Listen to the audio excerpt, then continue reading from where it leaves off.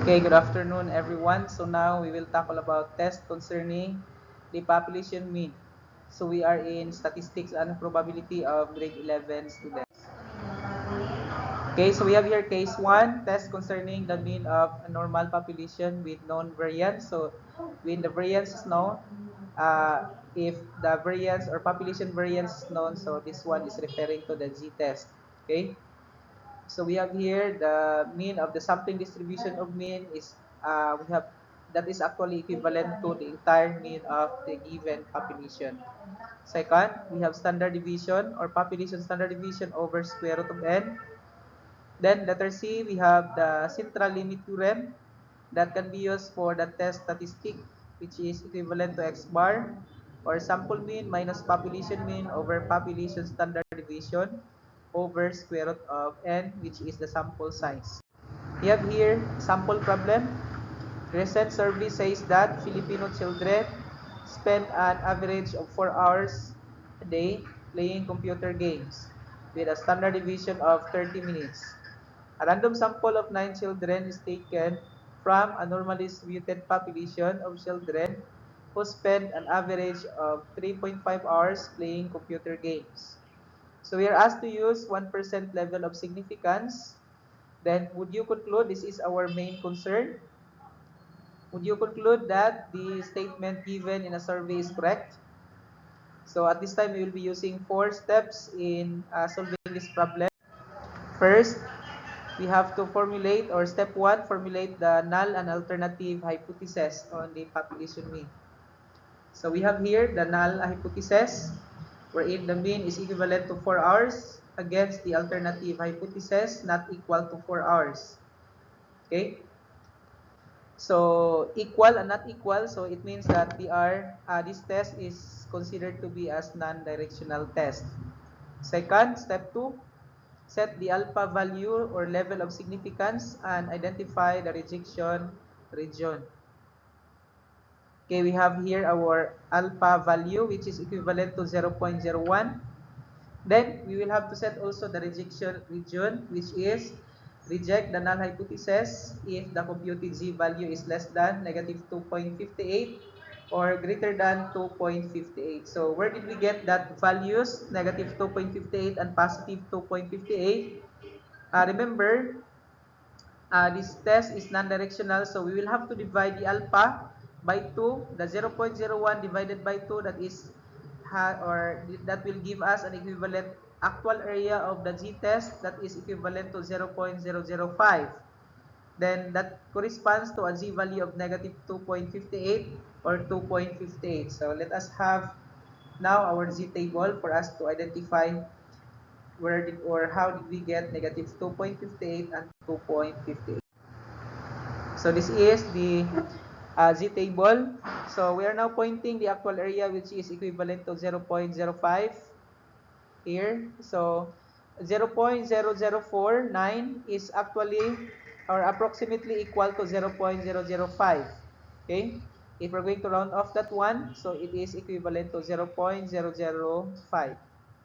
That one. Intersection between 2.5 and 0.08, or that is equivalent to 2.58. Since non-directional, so we'll have to get two values, negative and positive. Then, for step number 3, compute the test statistic. So we are given, or it is given that x bar in the problem is 3.5 or sample mean with a standard deviation of 0.5 or referring to the 30 minutes, 0.5 or half an hour. And n is 9 for our sample in the problem. So we are now going to use the central limit theorem, that is 3.5 minus 4 over standard population standard deviation, or the 0.5 over square root of n, which is 9. As we computed or simplified that one, that will give us a value of negative 3. Then step number 4, make the decision. So what will be our decision? So we have here, as if we're going to compare the z value to our rejection region, we could say that negative 3 is less than to each of those values, no? Because this one is negative 3. So our decision will be reject the null hypothesis since the computed z-value is less than negative 2.57. And we are going to conclude also that based on the sample selected, the statement given in a survey on the mean number of hours of the children or Filipino children playing computer games is incorrect, but it is less than.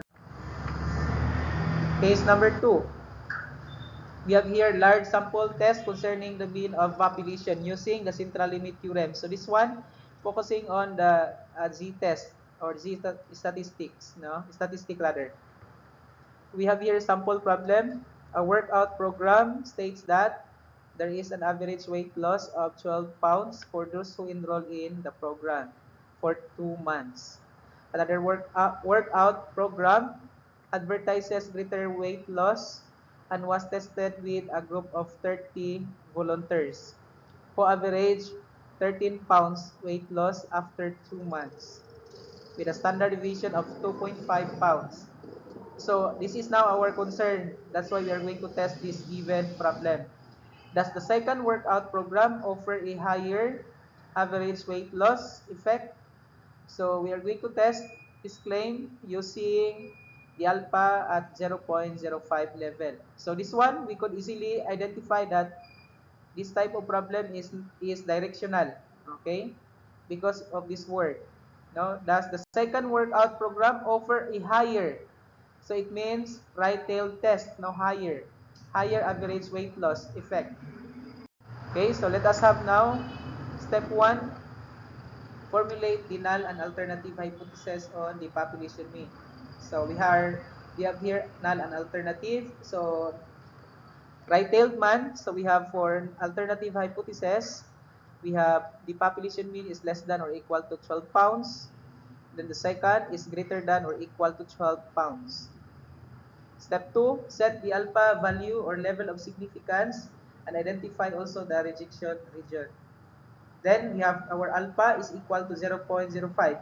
If we're going to compare our previous problem in number 1, okay, our alpha was being divided by 2 in the first problem because that was a non-directional test. But in here, for the second, this one is directional test or right tail.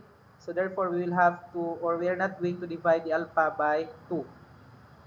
Okay, next, our rejection region. So we have here, reject the null hypothesis if the computed z-value is greater than 1.64.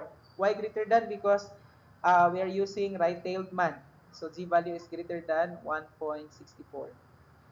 Next to that, okay, where did we get 1.64? So remember always our alpha value, that is 0.05, no?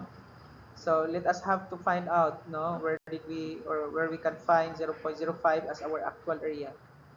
So we have here the intersection between 1.64, okay, 1.6 and 0.4 or 1.64 has a value of 0.0505 or approximately equal to 0.05. Okay, so we are now in step 3, compute the z-statistic. So we are given that the x bar or sample mean is 13 and our standard deviation or population standard deviation is 2.5 and our n is 30 as stipulated in the problem. So using the central limit theorem, we have here 13 minus 12 over 2.5 over square root of 30. If we're going to simplify that one, it gives us a value of 2.19. So we are going to compare now our value, which is 2.19, and our rejection region. So let us have in step number 4 here, make the decision. So now we have here, if we're going to compare 2.19 to 1.64, 2.19 is greater than 1.64. So in our rejection region, we said that a while ago that we have to reject the null hypothesis if the computed z-value is greater than 1.64. But here, we obtain a z-value of 2.19, so we have here the decision rule or the decision.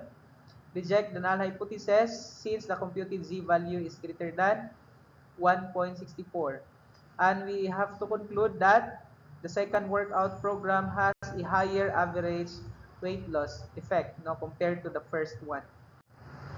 So thank you for watching. So I hope that this presentation will help you in answering problems the same as this one or the G-test using those several steps for the hypothesis testing.